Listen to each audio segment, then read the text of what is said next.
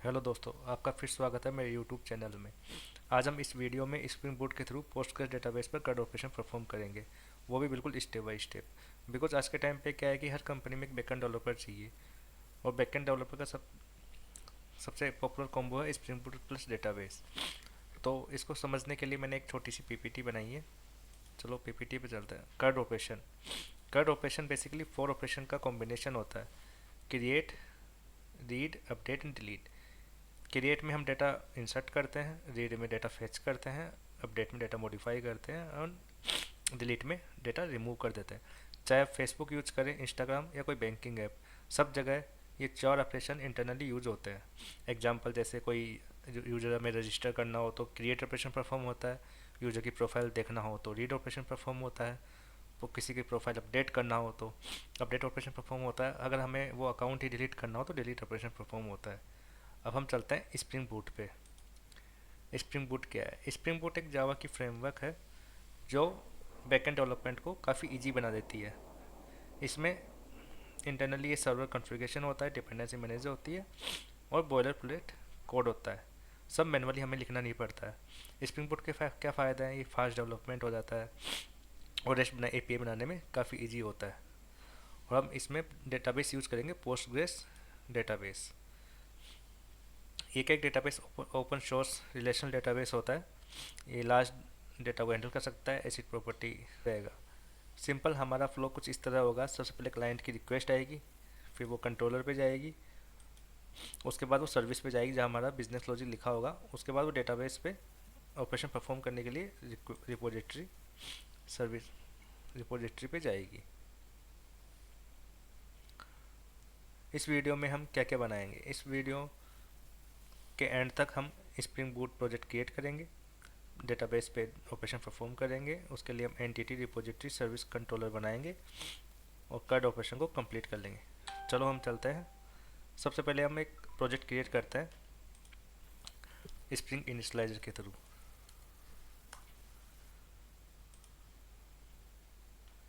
हम जावा लेंगे और मेवन लेंगे, लेटेस्ट स्प्रिंग बूट ले लेते हैं।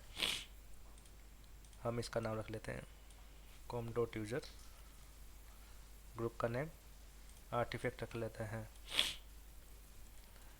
Spring boot and post grace, name भी रहने देते हैं, और पैकेज को हम चेंज कर देते हैं कॉम डॉट यूजर।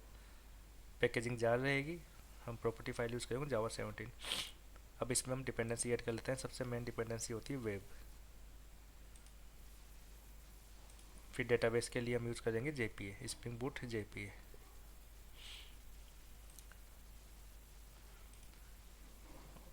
और डेटाबेस का ड्राइवर यूज़ कर लेंगे पोस्टग्रेस का।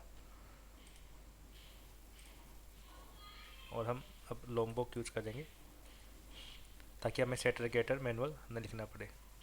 प्रोजेक्ट को जनरेट कर लेंगे। प्रोजेक्ट डाउनलोड हो गया, डाउनलोड में चलते हैं।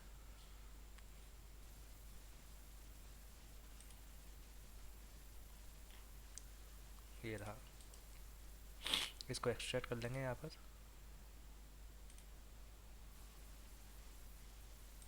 ये हमारा एक्सट्रैक्ट हो गया। इसको हम इंटेलिजे आईडी यूज करेंगे, प्रोजेक्ट ओपन कर लेंगे, download folder, spring boot trust project.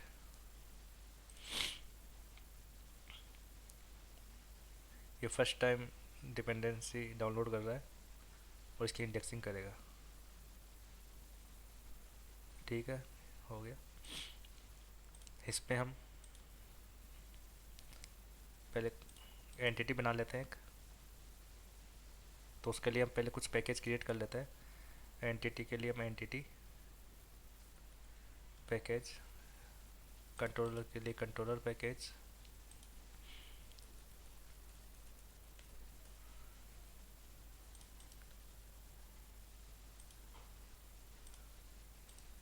और सर्विस के लिए सर्विस,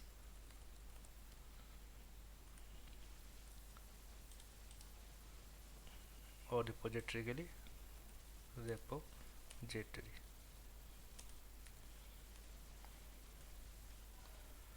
तो हम सबसे पहले एक एंटिटी क्रिएट करेंगे यूज़र नेम की, यूज़र डिटेल्स। इसको एट दैट एंटिटी की हेल्प से एंटिटी डिक्लेयर कर देंगे। टेबल का नेम दे देंगे user details, name user details. इसमें हम फील्ड डालेंगे लॉन्ग आईडी, ये प्राइमरी की होगी बेसिकली। तो प्राइमरी की बनाने के लिए हम at that ID annotation use करेंगे, और इसको ऑटोमेटिकली जनरेट करने के लिए हम जनरेटेड वैल्यू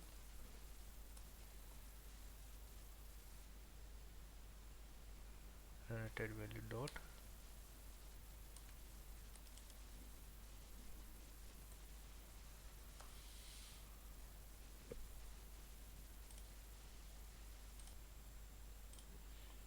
जनरेटेड वैल्यू में स्ट्रेटेजी यूज करेंगे हम। यहाँ पे मैंने गलत टाइप कर दिया, स्ट्रेटेजी।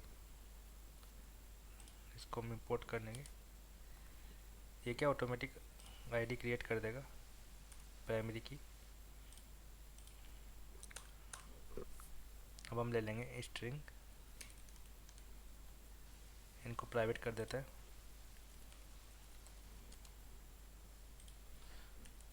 प्राइवेट स्ट्रिंग हम ले लेंगे यूजर का नेम, उसको कॉलम नोटेशन से ऐड कर देंगे। कॉलम नेम में नेम, कॉलम। अब हम ले लेंगे email, name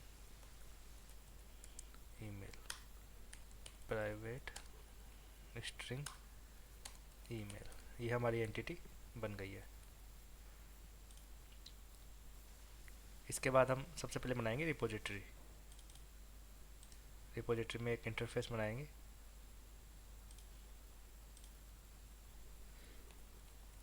user repo name से। अब हम इसमें इम्प्लीमेंट कर लेंगे इंटरफेस को, जेपीए रिपोजिटरी इंटरफेस को एक्सटेंड करेंगे जेपीए रिपोजिटरी।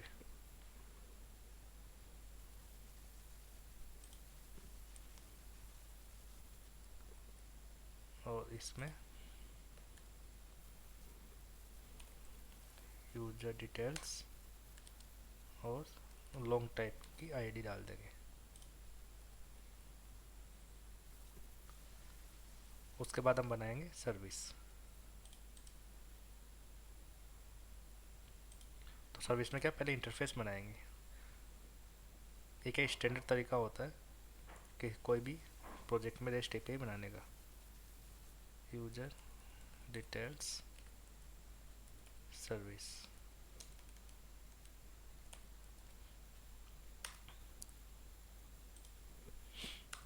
अब इसमें हम कार्ड ऑपरेशन परफॉर्म करेंगे, तो हम इसमें 4 मेथड बना लेता है। पहले बनाएंगे यूजर रजिस्टर करने का, तो वो रिटर्न करेगा यूजर डिटेल्स रजिस्टर यूजर, और इसमें पास करेंगे यूजर डिटेल्स पैरामीटर। दूसरा हम सारे यूजर की डिटेल फेच करने के लिए बनाएंगे, तो ये लिस्ट रिटर्न कर देगा हमें यूजर डिटेल्स की। Fetch all users. हम इसमें कोई पैरामीटर पास नहीं करेंगे क्योंकि हम सारा डेटा ले आ रहे हैं। फिर हम करेंगे अपडेट, तो हम अपडेटेड यूजर डिटेल्स रिटर्न कर देंगे अपडेट यूजर। इसमें हम पास करेंगे जिसको अपडेट करना है, जिस डिटेल को। फिर लास्ट ऑपरेशन परफॉर्म करेंगे डिलीट, तो इसमें हम रिटर्न कर देंगे स्ट्रीम टाइप का सक्सेसफुली मैसेज वाला डिलीट यूजर। इसमें हम पास करेंगे आईडी, यूजर की आईडी। जिसे हमें डिलीट करना है। अब उसके बाद हम बनाते हैं क्लास।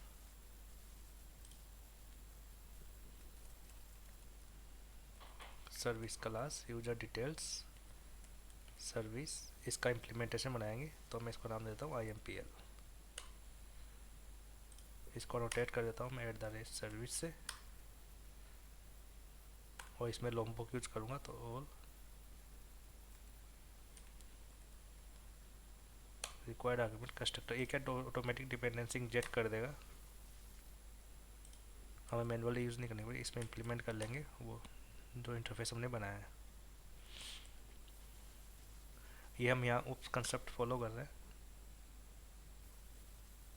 हम चाहे तो इसे डायरेक्टली यूज भी कर सकते हैं, बट हम इसे स्टेप बाय स्टेप करेंगे जैसा इंटरप्राइज लेवल पे काम में आता है। प्राइवेट हम रिपोजिटरी यहाँ पे इंजेक्ट कर लेंगे, फाइनल यूज़र रेपो, जो भी हमें डेटाबेस पे ऑपरेशन परफॉर्म करना है करेंगे। रजिस्टर में हम यूज करेंगे save method to save the data in database. User repo dot save, हम सिंगल एंटिटी सेव कर रहे हैं तो हम सेव यूज़ करेंगे। अगर आपके पास मल्टीपल एंटिटी सेव करना चाहते हैं तो सेव ऑल यूज कर सकते हैं। अब हम यहाँ पर रिटर्न, तो सबसे पहले हम सेव मेथड बनाएंगे, उसके बाद हम 1 बाय 1 सारे ऑपरेशन परफॉर्म करेंगे। पहले हम कंट्रोलर पे चलते हैं, हम एक क्लास बनाएंगे यूजर डिटेल्स कंट्रोलर, जहाँ हमारी रिक्वेस्ट आएगी तो हम इसको नेट कंट्रोलर से अनोटेट कर देते हैं। इसमें भी हम रिक्वायर्ड आर्गुमेंट कंस्ट्रक्टर यूज करेंगे टू इंजेक्ट डिपेंडेंसी, और हम यहाँ पर सर्विस को इंजेक्ट कर लेंगे यूजर डिटेल सर्विस। हम एक कंट्रोलर मेथड बनाएंगे, तो हमें सबसे पहले क्रिएट ऑपरेशन परफॉर्म करना है, तो उसके लिए हम पोस्ट मैपिंग यूज करेंगे, क्योंकि हमें क्लाइंट से डेटा लेना है।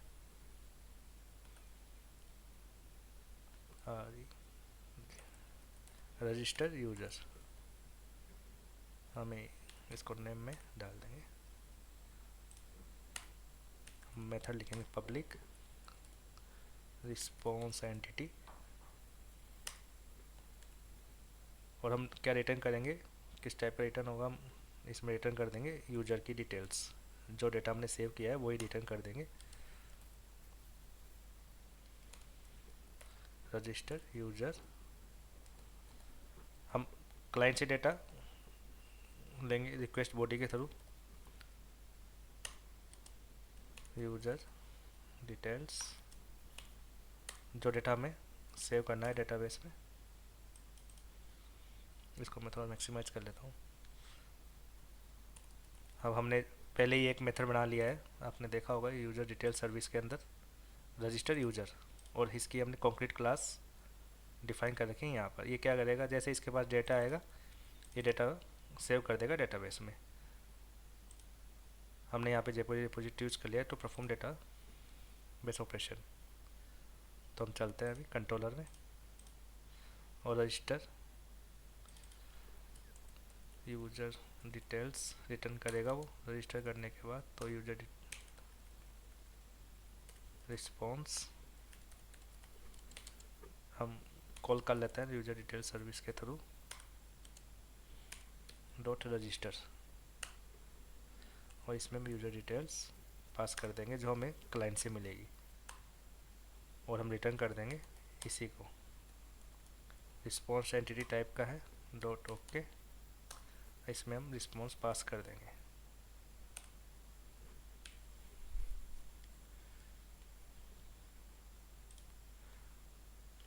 हम पहले डेटाबेस का कनेक्शन भी बना लेते हैं साथ साथ में। एप्लीकेशन डॉट प्रॉपर्टी, यहाँ पे हमारे एप्लीकेशन का नाम आ गया, तो मैंने कॉपी किया हुआ, आप भी कॉपी पेस्ट कर सकते हैं यहाँ से, ताकि हमें मैनुअल ज़्यादा टाइप ना करना पड़े। इसमें क्या है कि हमने डेटाबेस का यूआरएल डिफाइन कर दिया जिस पे ऑपरेशन परफॉर्म होगा, उसका यूज़र नेम, उसका पासवर्ड। मेरे केस में पासवर्ड रूट है, अगर आपके केस में ब्लैंक है तो आप ब्लैंक रख सकते हैं यहाँ पर। ऑटो अपडेट, जैसे हमें क्या मैनुअली टेबल्स क्रिएट करने की ज़रूरत नहीं है डेटाबेस में, स्प्रिंग का यही फ़ायदा है, ये ऑटोमेटिक टेबल क्रिएट कर देगा, तो हमने इसको अपडेट कर दिया है। ये सो एसक्यूएल कंसोल में हम क्वेरी देखना चाहते हैं, और ये इसका ड्राइवर हो गया पोस्टग्रेस। मैं एक बार आपको फिर से गो थ्रू कर लेते हैं रजिस्टर यूजर एपीआई से। सबसे पहले रिक्वेस्ट आएगी रजिस्टर यूजर के पास, फिर ये जाएगी सर्विस के पास, सर्विस पे सेव ऑपरेशन परफॉर्म करेगा और डेटाबेस में सेव कर देगा। चलो हम प्रोजेक्ट को स्टार्ट कर लेते हैं। यहाँ पर इनेबल जेपीआई रिपोजिटरी रोटेशन कर देते हैं। इससे क्या होगा कि सारी डेटाबेस ऑपरेशन हमारे परफॉर्म हो जाएंगे, हमें कोई भी मैनुअल कॉन्फ़िगरेशन करने की ज़रूरत नहीं है। स्प्रिंग बूट का यही फ़ायदा है। मैंने प्रोजेक्ट को रन कर दिया। इनेबल लोमबॉक में लोमबॉक लाइब्रेरी यूज़ कर रहा हूँ ताकि हम मैनुअल सेटर गेटर ना यूज़ करना पड़े। इससे क्या काफ़ी बॉयलर प्लेट कोड हमारा रिमूव हो जाता है। ये हमारा स्टार्ट हो गया है पोर्ट 8080 पे। मैं पोस्टमैन ओपन कर लेता हूँ। हम यहाँ पे क्लाइंट पोस्टमैन यूज़ करेंगे ऑपरेशन परफॉर्म करने के लिए।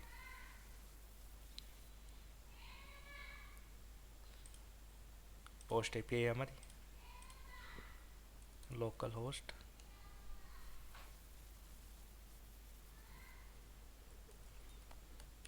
8080 रजिस्टर यूजर। तो हमें बॉडी पास करनी पड़ेगी, इसमें रो यूज कर देते हैं। पोस्टमैन में हमारे पास एक तो है नेम, हमें आईडी पास करने की ज़रूरत नहीं है, वो डेटाबेस ऑटोमेटिक क्रिएट कर देगा। नेम में हम डाल देते हैं, मैं यूट्यूब का नेम डाल देता हूँ चैनल का, और ईमेल में ईमेल डाल देता हूँ, कोई डमी ईमेल डाल देता हूँ।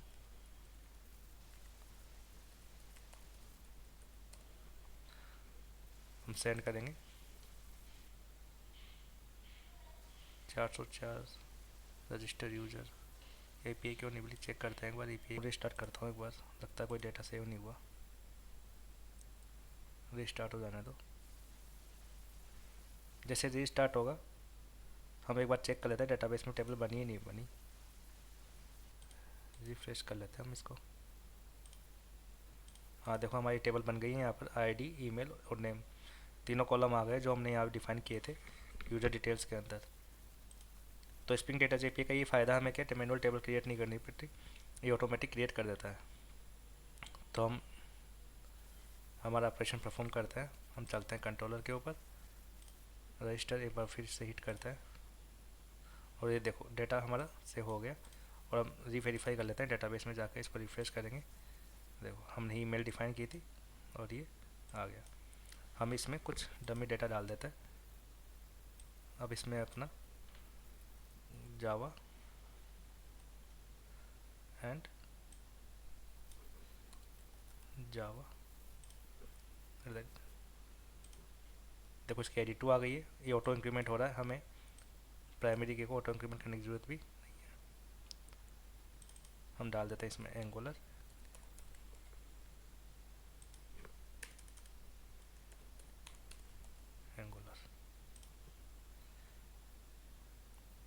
अब हम चेक कर लेंगे डेटाबेस में 3 रो आ गई है हमारे पास, 3 रो आ गई है।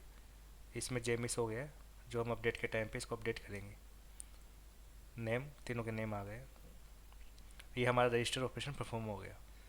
रजिस्टर ऑपरेशन में हमने डेटा सेव कर दिया। जैसे हम फेसबुक पेज पे जाते हैं सबसे पहले साइन अप करते हैं, और उसी तरह क्रिएट ऑपरेशन है। अब हम सेकेंड ऑपरेशन परफॉर्म करेंगे सारा डेटा फेच करने का। तो हम सर्विस में चलते हैं। हमने ऑलरेडी चारों मेथड बनाए हुए हैं। फेच ऑल यूजर, ये मैं वाला मेथड यूज़ करेंगे। तो हमें spring data JP already provide करता है फाइंड ऑल, तो हम यूज कर लेंगे यूजर रेपो डॉट। देखो आप देख सकते हो यहाँ पे कितने मेथड है, find by ID, find all by ID, find one. तो हम सबसे पहले यूज़ करेंगे फाइंड ऑल। ये हमें लिस्ट ऑफ यूजर रिटर्न करेगा। हम अब इसके लिए कंट्रोलर पे चलते हैं और एक कंट्रोलर पे एक एपीआई बना देते हैं इसकी। तो इसकी गेट एपीआई बनाएंगे सारा डेटा गेट करने के लिए। गेट मैपिंग,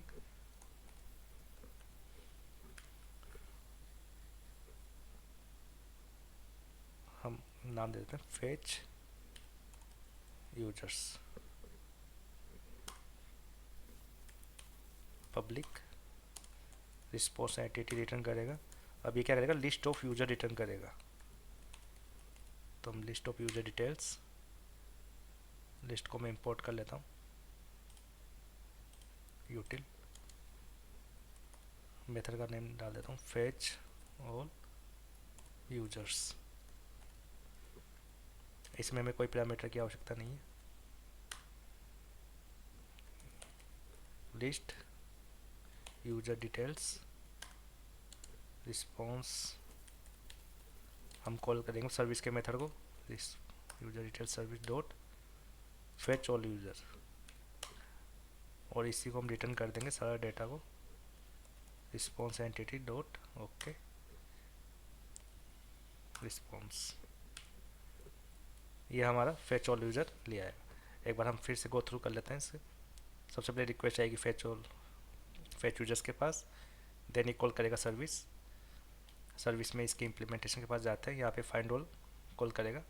आप चाहे तो इसके अंदर जाके देख सकते हैं, ये लिस्ट का रिपोजिटरी का मेथड है।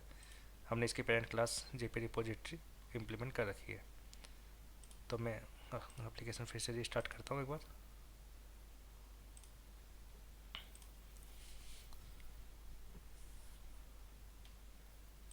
फेच यूजर्स में कॉपी कर लेता हूँ ताकि हमसे मैनुअल कोई मिस्टेक ना हो। अब हम चलते हैं, नया टैब ओपन करेंगे पोस्टमैन में, लोकल होस्ट,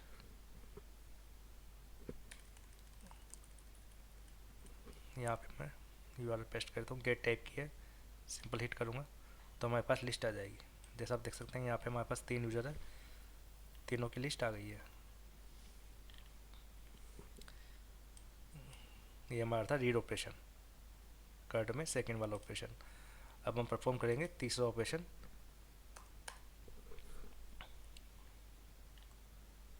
तो सबसे पहले हम इसकी इम्प्लीमेंटेशन, सबसे पहले हम यहाँ पे चलो एपीआई का नाम ही डिफाइन कर देते हैं। पुट मैपिंग यूज करेंगे इसमें हम अपडेट करने के लिए।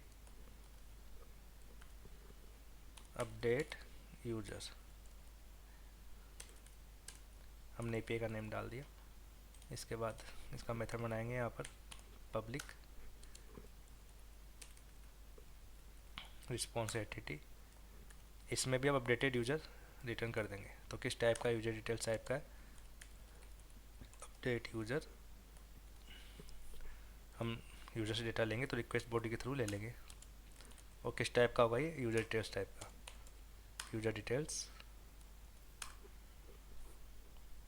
हम यूजर डिटेल्स सर्विस का डॉट अपडेट यूजर कॉल करेंगे, इसमें भी यूजर डिटेल्स पास कर देते हैं। और ये क्या रिटर्न करेगा, यूजर डिटेल्स रिटर्न करेगा रिस्पॉन्स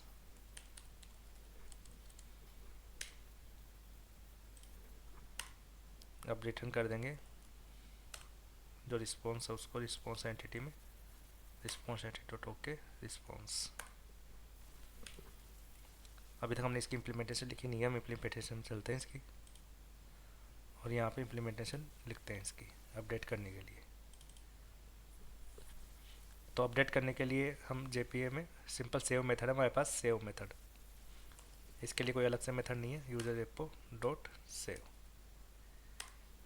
ये क्या करता है, अगर इसके पास कोई नई एंटिटी मिलती है तो उसे ये सेव कर देगा, और कोई इसके पास एग्जिस्टिंग एंटिटी मिलती है तो इसको ये अपडेट कर देगा। ये दोनों में को सेग्रीगेट कैसे करता है, अगर इसको प्राइमरी की मिल रही है तो ये क्या करेगा, उसको अपडेट कर देगा, अदरवाइज उसको सेव कर देगा। मैं सर्वर रिस्टार्ट करता हूँ।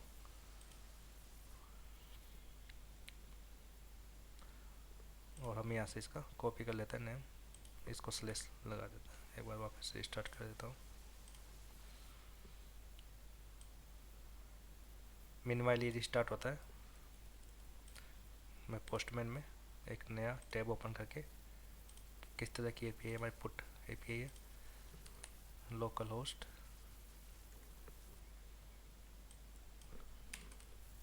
अपडेट यूजर, इसका में हम बॉडी चाहिए तो सेम बॉडी हम पास करेंगे ये वाली। बस इसमें क्या होगा, हमें आईडी के साथ पास करना पड़ेगा, आईडी हम अपडेट करेंगे जो हमारे से मिस्टेक हुई थी जावा वाली, तो इसकी आईडी 2 है।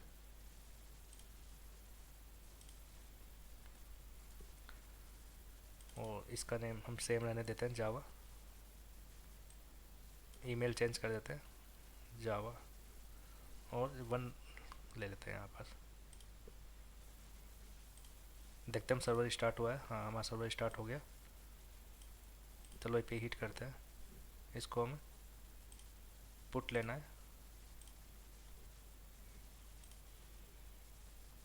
देखो अपडेट हो गई हमारे पास, अपडेटेड ईमेल भी आ गया। हम डेटाबेस पे एक बार वेरीफाई कर लेते हैं, रिफ्रेश, देखो जावा एंड java1@gmail.com। अब हम फोर्थ ऑपरेशन परफॉर्म करेंगे डिलीट। हमें थर्ड वाला रिकॉर्ड है, इसको हम डिलीट करेंगे एंगुलर वाले को, इसकी प्राइमरी की है 3। तो इसके लिए हम एपीआई बनाएंगे डिलीट एपीआई, तो उसके लिए हम डिलीट एनोटेशन यूज करेंगे, डिलीट मैपिंग। एपीआई का नेम हम रख लेते हैं डिलीट यूजर, हम पब्लिक रिस्पॉन्स एंटिटी टाइप होगा, इसमें हम एक स्ट्रिंग रिटर्न कर देंगे सक्सेसफुली मैसेज के लिए, डिलीट यूजर। हम यूजर से इसकी आईडी लेंगे, कौन सी आईडी वाले डेटा को आप डिलीट करना चाहते हैं, तो हम रिक्वेस्ट परम के थ्रू ले लेंगे।